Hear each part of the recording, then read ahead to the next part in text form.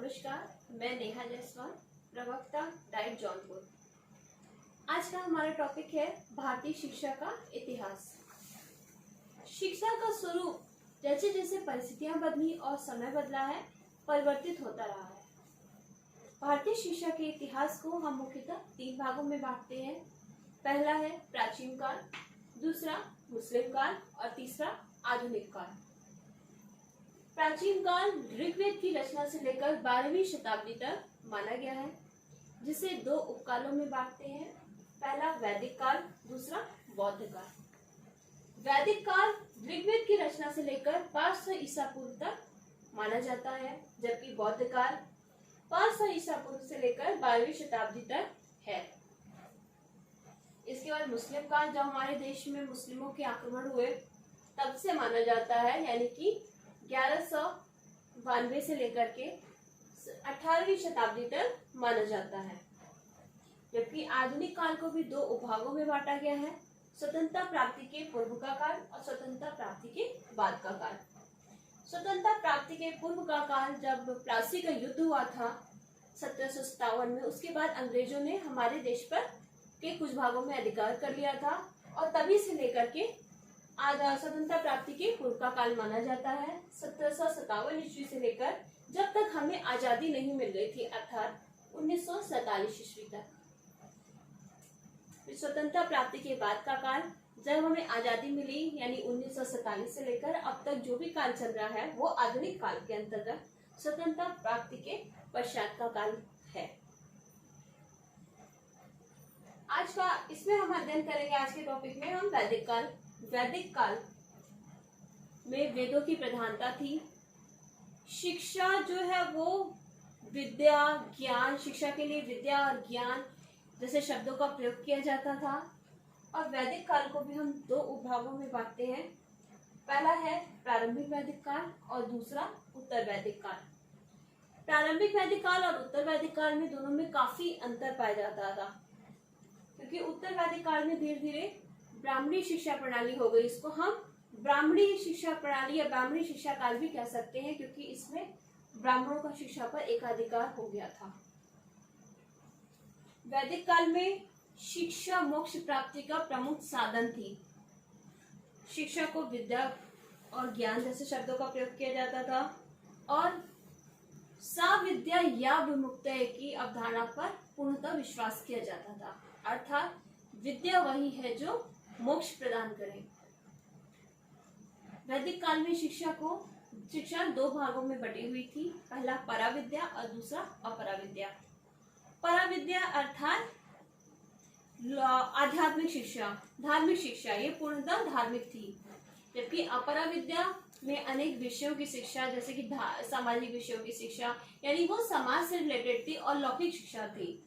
इसके अंतर्गत अपराविद्या के अंतर्गत गणित, समाजशास्त्र, युद्ध शैली, व्यवसायिक शिक्षा, ये सब सम्मिलित थी।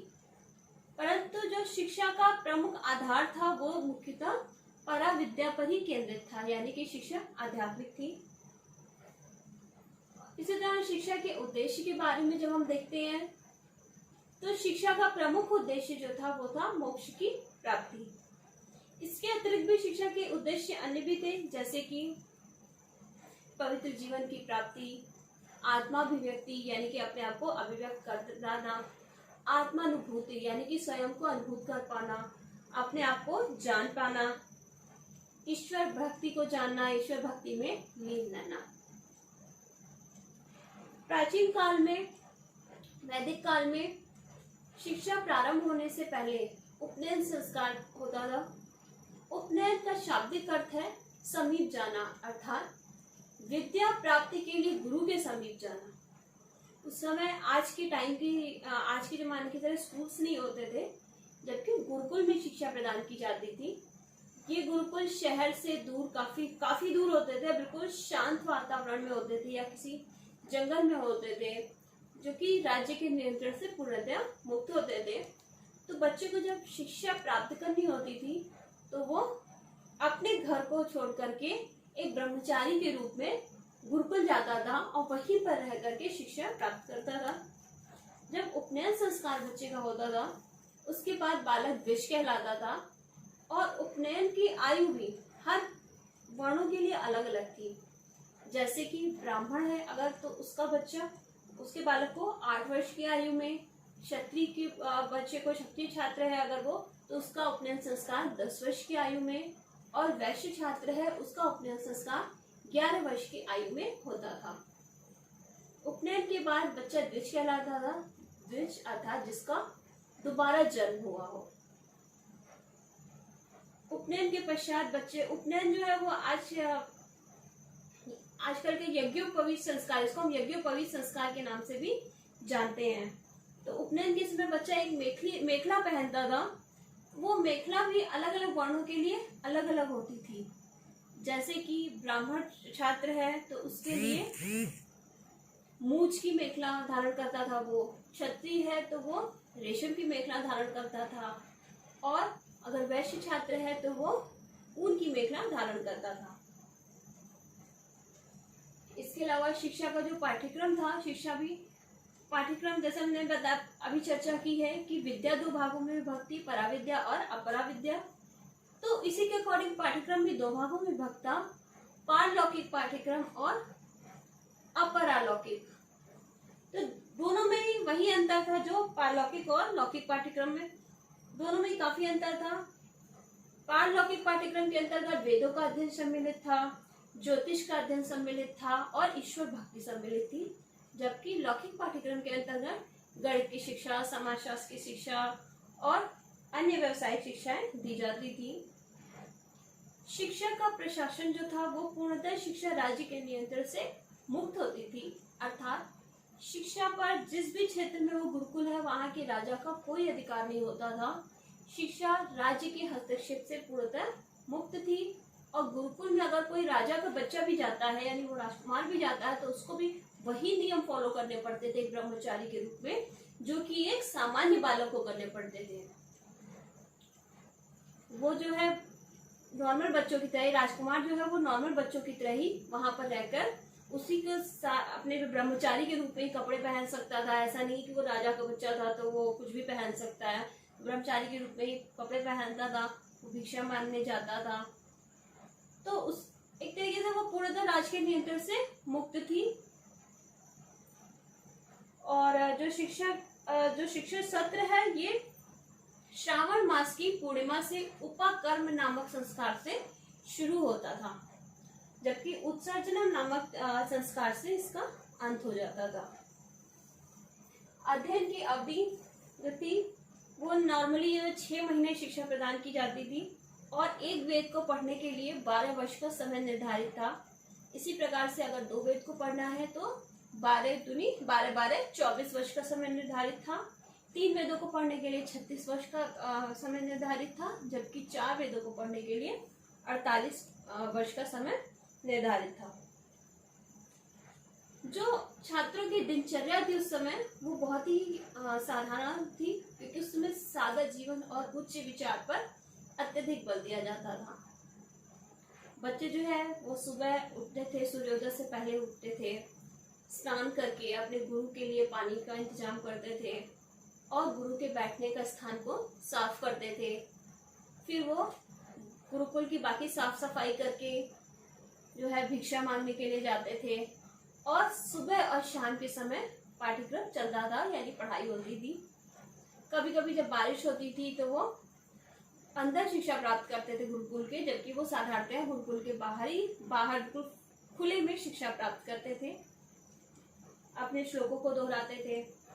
शिक्षण जो विधि थी वो उस समय मुख्यतः शिक्षण विधि जो थी वो थी श्रवण, मनन और निधिध्यासन, क्योंकि कोई लिखित सामग्री जैसे कि पेन, कॉपी, सब उन चीजों का आविष्कार नहीं हुआ था।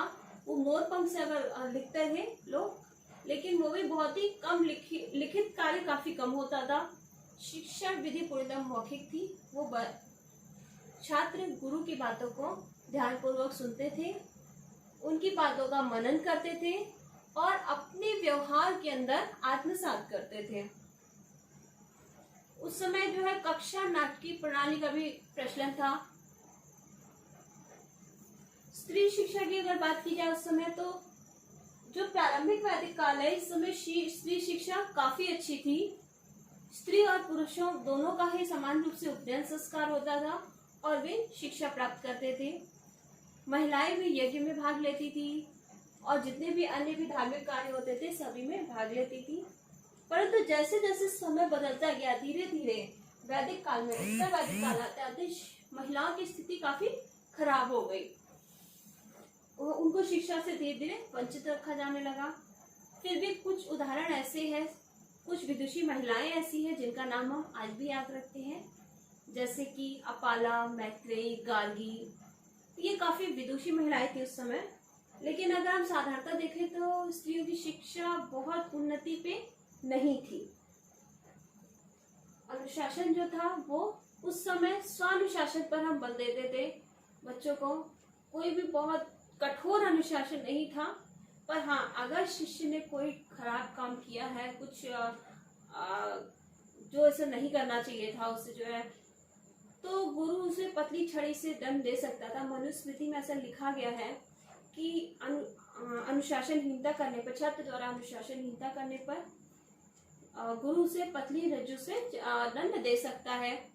लेकिन और उसे स्वयं से दूर रखवा सकता था, उपवास करवाता था। तो इस तरीके का अनुशासन थी, व्यवस्था थी, जिसके द्वारा बच्चों में सही और गलत की भावना का वो समझे, क्या सही है क्या गलत है।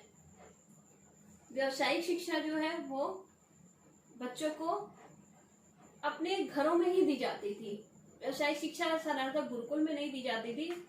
और अब व्यावसायिक शिक्षा में आता था, जैसे कृषि की शिक्षा हुई। कृषि की शिक्षा बच्चों को जो है आपके माता पिता द्वारा दी जाती थी, या फिर मिट्टी के बर्तन बनाना, मिट्टी के सामान बनाना। या सैनिक शिक्षा जो थी वो किसी प्रशिक्षित सैनिक द्वारा, जो अवकाश प्राप्त हो राजा द्वारा, उसके द्वारा दी जाती थी।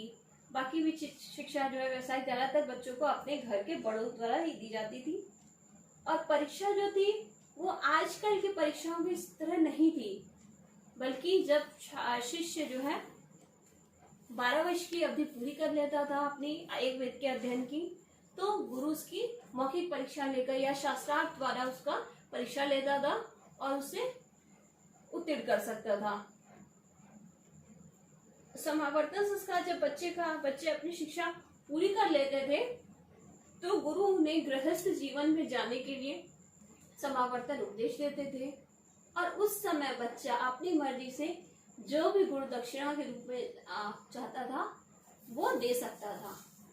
उसके लिए बच्चे के लिए कोई फीस देना जरूरी नहीं था कि वो हर महीने फीस दे रहा है, जबकि वो अपनी मर्जी से कुछ भी, यानी गरीब का बच्चा है तो वो कोई भी छोटी से छोटी चीज भी दे सकता है, और अगर राजा का बेटा है तो वो भी कुछ भी दे सकता है। तो एक तरीके से शिक्षा जो थी वो काफी अच्छी मानी जाती थी उस समय की, और शिक्षा जो है।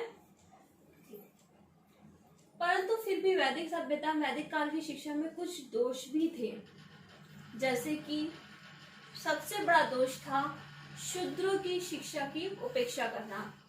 उस समय ब्राह्मण, क्षत्रिय और वैश्यों की शिक्षा की व्यवस्था तो थी, परंतु शूद्रों की शिक्षा की कोई भी व्यवस्था नहीं थी। इसके अतिरिक्त शिक्षा को में लौकिक पक्षों की बहुत ही ज्यादा उपेक्षा हो गई थी। शिक्षा पूर्णतः आध्यात्मिक मानी जाती थी और हस्तकार्य के प्रति घृणा थी, यानी कि हाथ का काम हस्तकार्य करने वाले को बुरी दृष्टि से देखा जाता था। इसके अतिरिक्त जो स्त्रियों की शिक्षा थी वो भी काफी खराब स्थिति में थी, बहुत अच्छी हम इसे नहीं मान सकते। शिक्षा का माध्यम जो था वो संस्कृत था, जिससे लोक शिक्षा की या लोक भाषा की काफी उपेक्षा हुई और लोक शिक्षा की भी काफी उपेक्षा हुई, क्योंकि हम उस समय हर किसी को शिक्षा नहीं दी जा सकती थी, सिर्फ उसी बच्चे को दी जा सकती थी जिसका उपनयन संस्कार हुआ हो और जो गुरुकुल में रह करके उस समय शिक्षा प्राप्त कर सके। इसके अतिरिक्त जो है शिक्षा में धर्म की काफी ज्यादा महत्ता थी। शिक्षा में जो है रटने पर अधिक बल दिया जाता था और समझने पर उसको कम बल दिया जाता था। तो इसी के साथ आज का टॉपिक समाप्त होता है। Thank you.